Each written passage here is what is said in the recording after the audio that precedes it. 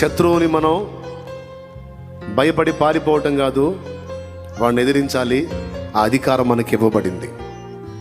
Okay, మనం ఏమై ఉన్నామో మనం ఎరిగి ఉండాలి. మనం ఏమై ఉన్నామో ఎరిగి ఉండాలి. మన సాటి సహోదరుల మీద మనం అతిశయపడ వీలు లేదు. మన స్వతసిద్ధంగా మనం కుష్టు. అయితే ఆ మహనీయుడు తన రక్తము చేత మనల్ని కడిగి శుద్ధులను గావించాడు.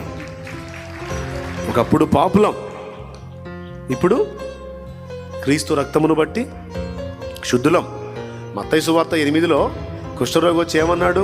ప్రభువా, నీకు ఇష్టమైతే నన్ను, పాపి పరిశుద్ధుడు, కుష్ఠరోగి కూడా నన్ను శుద్ధుడిని చేయమంటున్నాడు.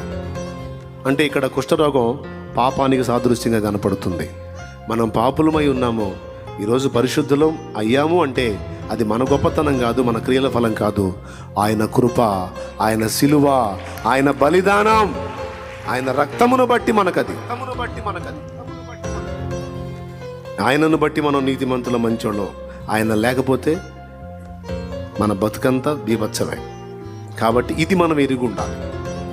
అప్పుడు ఇతరుల మీద అతిశయపడం, అందరికంటే మనమే అయోగ్యులమన్న ఫీలింగ్ మనకు ఉంటుంది.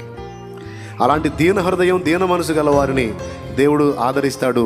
ఇంకా చెప్పాలంటే అలాంటి వాళ్ళ దగ్గరే నివాసం ఉంటానన్నాడు. ఇంకా చెప్పాలంటే అలాంటి వాళ్ళని నేను దృష్టిస్తున్నాను అన్నాడు ఆయన.